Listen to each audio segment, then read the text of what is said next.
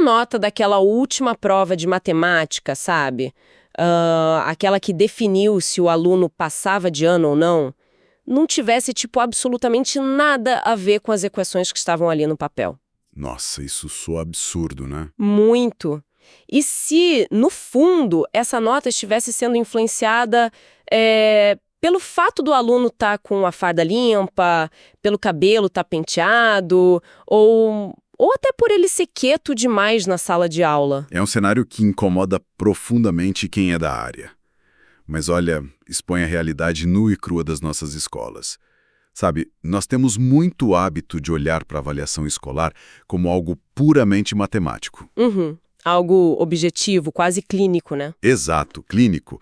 O aluno faz a prova, o professor corrige e o número define quem ele é. Só que o ser humano, com toda a sua complexidade, nunca vai caber confortavelmente em uma caixinha com um rótulo numérico. Com certeza. E é exatamente por isso que a nossa imersão de hoje é tão vital para quem se interessa pelos bastidores do que realmente acontece em uma sala de aula. Eu estou super animada porque nós vamos fazer um mergulho profundo no material da aula 14. A aula da professora Heloísa da Silva Gomes de Oliveira, certo? Isso, lá da disciplina de prática de ensino 3. E o foco da nossa análise é a avaliação como auxílio para a tomada de decisão. Mas o que me fascina aqui de verdade é que nós não vamos ficar apenas teorizando. De forma alguma. Até porque a teoria só tem valor quando ela tipo calça os sapatos da realidade, né? E para garantir que a nossa conversa não fique flutuando no mundo das ideias abstratas, nós vamos usar um fio condutor muito especial. Nosso herói do dia. Exatamente. Toda a análise de hoje vai ser ancorada na trajetória e nas reflexões de um estudante real, que é o Alexandro, lá da licenciatura em matemática pelo CEDERJ, em parceria com a UF. O Alexandro é sensacional. Ele é aquele futuro professor que está ali se preparando para assumir o quadro negro, consumindo todos esses textos pedagógicos densos e tentando descobrir como ele vai aplicar isso quando tiver, sei lá, 40 adolescentes na frente dele. É o desafio de todo mundo que passa pela licenciatura. Pois é. Então, para quem nos acompanha nessa análise, prepare-se. Nós vamos entender o que os teóricos sonharam e, vamos bater isso de frente com a realidade super desafiadora que o Alex vai encontrar. Perfeito. Para começarmos a pavimentar esse caminho, a gente precisa entender o conceito base, sabe? O que os grandes teóricos, tipo Dequetel e o Rogers, chamam de avaliação para a tomada de decisão. Que é uma mudança de paradigma, né? Total. É uma inversão de lógica.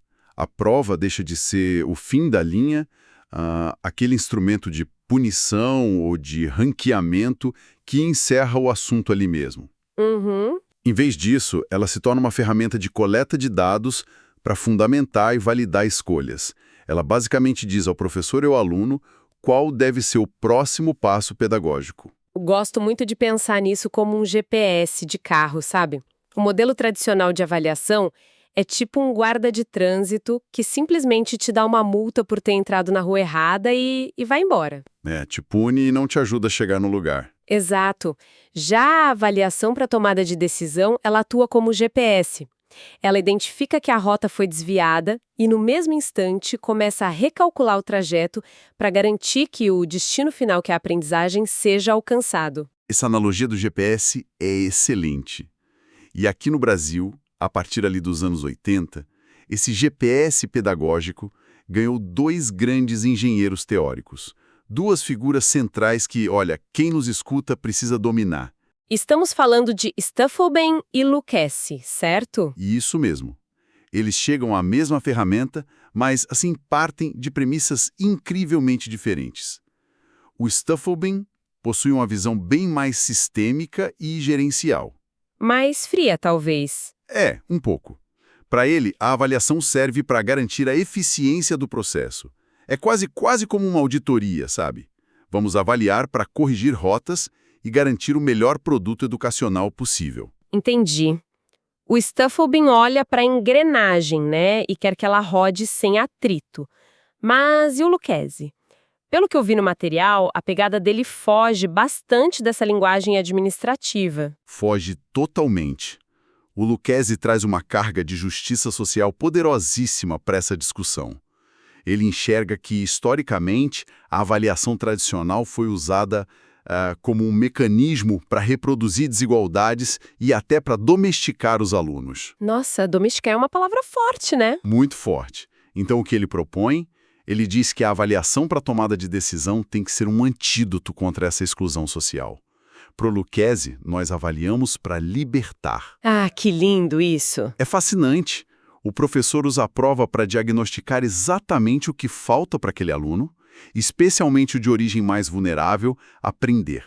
Isso impede que ele seja deixado para trás no sistema. Vira uma verdadeira ferramenta de emancipação. Colocando dessa forma, soa maravilhoso. Se eu sou o Alexandro, lá além do Staffolbin e Lucchesi, no meu quarto, eu com certeza devo pensar, pronto, achei a solução mágica. Vou avaliar meus alunos de matemática, ver onde eles estão com dificuldade, recalcular a rota e emancipar todo mundo. É o sonho de consumo de todo futuro professor. Só que, e aqui entramos na nossa situação-problema de hoje. Esse sonho nasce justamente do choque entre essa teoria brilhante e a prática caótica. Por que esse modelo apanha tanto dos detratores? Porque, na prática, usar esse GPS exige um mapa atualizado, exige um sinal de satélite perfeito e, acima de tudo, um motorista que saiba ler aquela tela, né? Pois é. E é aí que as críticas começam a pipocar. E detalhe, não necessariamente por um erro na essência da teoria, mas muito pelos equívocos práticos de quem tenta usar o modelo sem compreendê-lo direito. A grande crítica que a gente precisa dissecar hoje atinge bem o coração desse sistema, que é a questão da objetividade. Exato. A famosa dúvida do Ribeiros-Kellis. Sim, porque se o professor de matemática vai tomar uma decisão que muda o futuro do aluno, baseado numa avaliação, a grande pergunta do Ribeiros-Kellis é: o sinal desse GPS é realmente preciso? Tipo, o ser humano é sequer capaz de realizar uma avaliação 100% objetiva? Ele coloca o dedo na ferida com uma precisão cirúrgica. Nós realmente dispomos de ferramentas neutras para avaliar, sem que as nossas emoções, os nossos preconceitos ou até o nosso cansaço do dia a dia contaminem os resultados. E a resposta, quando a gente mergulha na pesquisa de Gama, citada no material, é um sonoro não. Os discursos reais dos professores que o Gama colheu são super reveladores e quebram qualquer ilusão de neutralidade. Sim, os relatos são impressionantes. Quando perguntados sobre como avaliam, os professores soltam coisas na lata, tipo a intuição ajuda, ou siga o senso comum, e até mesmo uso a intuição para favorecer os alunos. Teve professor confessando que simplesmente sente como o aluno vai responder. No fundo, ele já sabe a nota antes mesmo de corrigir a prova. E o mais fascinante de tudo isso é ver como a academia reage a esses discursos, sabe? Nós temos um duelo teórico gigantesco acontecendo bem aqui. De um lado, a gente tem o pesquisador Tardif. Ele olha para essas falas sobre intuição e, surpreendentemente, não vê um problema. Sério? Na verdade, ele enxerga o que chama de saber fazer. Por Tardif, isso aí é a subjetividade positiva do docente. Ah, entendi. É tipo o artesão conhecendo a sua argila, sabe? O professor experiente lê a sala de aula de uma forma que uma métrica puramente lógica, fria, jamais conseguiria captar. Faz sentido. É uma visão bem humana do ensino. Mas conhecendo o ambiente acadêmico, alguém com certeza não gostou nada dessa ideia de intuição. Você acertou em cheio. Do outro lado desse ringue, a gente tem o Philippe Perrenot. E a visão dele sobre essa mesma intuição é ácida, quase corrosiva. Vixe! O Perrenot pega esses mesmos relatos e descreve os professores como profissionais que estão sempre apressados, emotivos, cansados, irritados ou até com preguiça e contas a acertar. Nossa, ele pegou pesado. Muito. Na visão dele, um professor agindo pela emoção do momento é infinitamente menos confiável do que, digamos, um computador analisando dados. Mas espera aí, fazer um contraponto rápido aqui. Desqualificar o trabalho docente dessa maneira não é super perigoso? Se a gente assumir que o professor é esse ser falho menos confiável que uma máquina, não estamos abrindo a porta para empurrar a educação para uma visão fria, quase de uma linha de montagem, ignorando toda a humanidade da sala de aula? É essa a grande armadilha. Você tocou no nervo central dessa discussão. O material aponta justamente isso. A crítica do Perrenot, ao desqualificar o professor, acaba servindo de bandeja para o que a gente chama de neotecnicismo. E como a gente pode traduzir esse neotecnicismo para quem escuta a gente agora e talvez não seja focado em pedagogia? Claro. O neotecnicismo é aquela visão administrativa que tenta tratar a escola como se fosse uma fábrica moderna. Ele pega essa ideia de que o professor não é confiável e propõe, olha, vamos tirar a decisão da mão do humano e passar para os algoritmos, para métricas padronizadas, cartilhas rígidas. Tirar a autonomia do professor, basicamente. Exato. É a crença cega de que educação pode ser empacotada em planilhas de eficiência. E aí se ignora a empatia, o contexto social e a relação humana. É, no fundo, o sonho de consumo de políticas mais neoliberais para a educação. Porque tudo fica mais fácil de medir e controlar. Gente, imagina o Alexandre ouvindo isso. Ele se mata de estudar cálculo, didática, psicologia, para no fim das contas ser tratado como um apertador de botões porque o sistema acha que a intuição dele, o feeling dele não é confiável. É frustrante. Muito. Mas o interessante é que quando o Perrenot chama os professores de cansados ou apressados, ele meio que dá um tiro no próprio pé e escancara a segunda grande crítica da nossa imersão de hoje. A teoria não falha só pela questão da objetividade. Ela falha porque a infraestrutura onde ela tenta pousar está em ruínas. Precisamente. E aí nós voltamos para o Ribeirous, que questiona de uma forma muito lúcida. Será que os professores se sentem confortáveis e são realmente capazes de aplicar uma modalidade de avaliação tão complexa no dia a dia? Porque avaliar para tomar decisões exige tempo, né? Exige observação contínua, um planejamento absurdo. Sim, e aí nós esbarramos na realidade nua e crua das trincheiras da educação. Os novos depoimentos da pesquisa de Gama, que a aula 14 traz, são um soco no estômago. São de cortar o coração, juro. O professor que deveria estar lá mapeando potenciais para emancipar o aluno, confessa o seguinte: avaliar é o pior momento na prática educacional.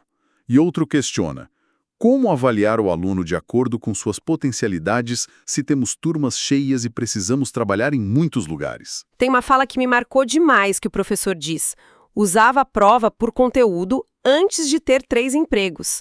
Olha o nível de precarização. Adorei a analogia. E é isso. A culpa não é do paradigma da tomada de decisão. A culpa é da falta de formação continuada e das péssimas condições de trabalho. E sabe o que emerge na prática desse caos todo? O que a gente chama de um verdadeiro Frankenstein avaliativo. Um Frankenstein? Como assim? O professor, exausto e sem condições de aplicar a teoria corretamente, começa a usar a avaliação para outras coisas. Ele usa a prova para forçar a disciplina, sabe? Para conter os alunos pelo medo da nota, ou só para preencher os relatórios burocráticos da direção. Aquele propósito lindo de libertar se perde totalmente na urgência da sobrevivência. E o pior é que essa sobrevivência diária, essa tentativa de fazer o Frankenstein funcionar na marra, empurra o professor para uma linha muito tênue e perigosa, o que nos leva diretamente à terceira crítica do material: o problema de ordem deontológica. Exato, e para que todo mundo apalpore a gravidade da coisa, a gente precisa definir esse termo. Deontologia vem lá do grego, onde deontos significa dever e logos significa estudo. Então é a ciência dos deveres, da ética e da responsabilidade profissional. A ética na prática. Isso. E no caso do professor, o Ribeirolles lança aquela pergunta central: onde estão os limites? Qual é a fronteira exata entre a ajuda educacional e a pura indiscrição na vida privada do estudante? Porque se o professor, nesse desespero de avaliar o todo do aluno para tomar decisões, decide que tudo, absolutamente tudo, é dado de avaliação, o resultado é bizarro. O trabalho da Ludic e do Mediano, que é citado no texto, expõe umas transgressões assustadoras. Transgressões pesadas. O que fala, o que não faz na sala, pego tudo, faço uma média e esse é o conceito. O que é uma deturpação completa, aberrante, da ideia de avaliação para tomada de decisão. Deturpação é apelido. Imagina o nosso herói, o Alexandro, como professor. Ele dá uma prova sobre equação de segundo grau, o aluno vai lá, acerta as contas, mas o Alex percebe que a farda do menino tá amassada e ele tá meio descabelado. Aí ele tira 2 pontos da prova de matemática por causa da higiene e faz uma média. Gente, isso não é psicopedagogia, isso é invasão de privacidade. O professor deixa de ser um educador e vira uma câmera de vigilância julgando a vida moral do aluno. E a flacidez desses limites gera consequências sistêmicas. É isso que transforma, por exemplo, os conselhos de classe em verdadeiros tribunais de fofoca, sabe? Nossa, conselho de classe às vezes é terrível mesmo. Sim. Em vez de discutirem estratégias para o menino aprender matemática, os professores começam a discutir a estrutura familiar dele, com quem a mãe dele sai, se ele é respondão. Dados íntimos passam a justificar uma reprovação acadêmica.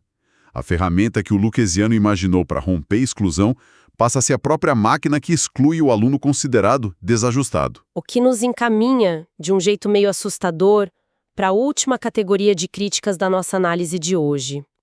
Quando a gente fala dessa câmera de vigilância que tudo vê e julga, nós entramos no alerta máximo levantado por Boniol e Vial, o perigo da avaliação como uma ferramenta de controle social. Exato. O Boniol e o Vial são extremamente incisivos no material. Eles dissecam esse modelo e alertam que a avaliação para a tomada de decisão possui na sua raiz uma lógica essencialmente estratégica, orientada pela eficiência, pela rentabilidade e pelo controle. Voltamos para aquela visão administrativa fria. Isso mesmo, a racionalidade administrativa. E aqui nós precisamos ser claros. O material reporta isso não como uma opinião nossa, mas como a crítica central desses teóricos, né? Eles dizem que reduzir o ser humano a alguém que toma decisões corretas, baseadas puramente em dados, ignora a cultura, a emoção e a subjetividade. É o tal do risco neoliberal. Perfeitamente colocado. Segundo esses autores, a lógica extrema substitui o juízo de valor humano e reforça esses modelos neotecnicistas. E o resultado? A avaliação passa a ser usada não para educar, mas para regular, controlar e docilizar estudantes, professores e até as escolas. É um paradoxo gigantesco, né?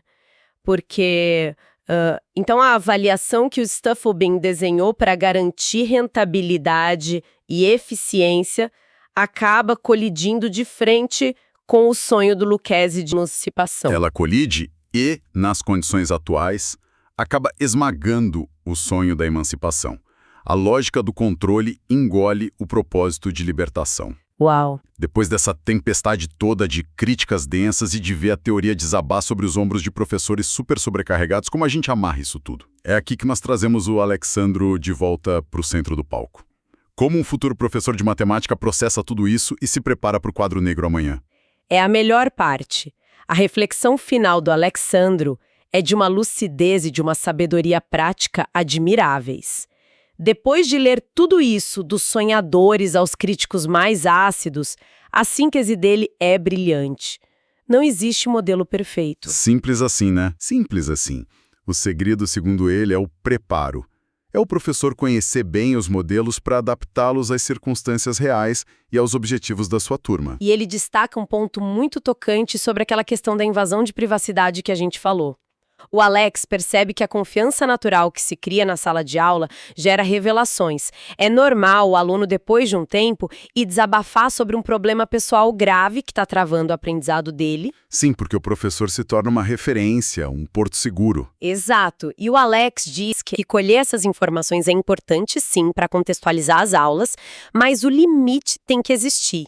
E ele aponta que nessas horas difíceis, o ideal seria ter psicopedagogos e todo um suporte escolar estruturado para encaminhar os casos complexos e envolver a família. Mas aí, com uma precisão cirúrgica, ele lança a pergunta que ecoa na cabeça de todo mundo. Qual escola possui uma estrutura dessa natureza a seu dispor para agir quando necessário? É um questionamento perfeito. É a realidade batendo na porta de novo. Mas o mais incrível, e o que a gente deve celebrar na conclusão do Alex, é que apesar de ver todas as rachaduras do sistema, ele não se rende ao cinismo.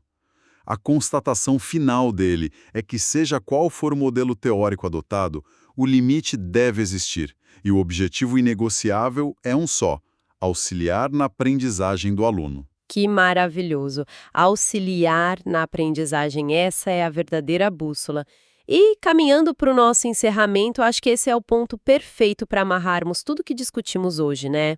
Sem dúvida, porque no fim das contas o grande objetivo de todos nós que atuamos, estudamos e respiramos educação é um só.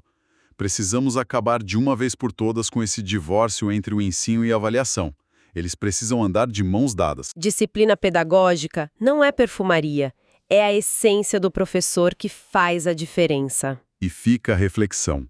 Se a avaliação tem o poder de moldar o comportamento, que tipo de sociedade os nossos métodos atuais de prova estão silenciosamente programando para a próxima década? Aprender, Refletir, compartilhar, pois quem ensina aprende duas vezes. inspire. Inspire-se.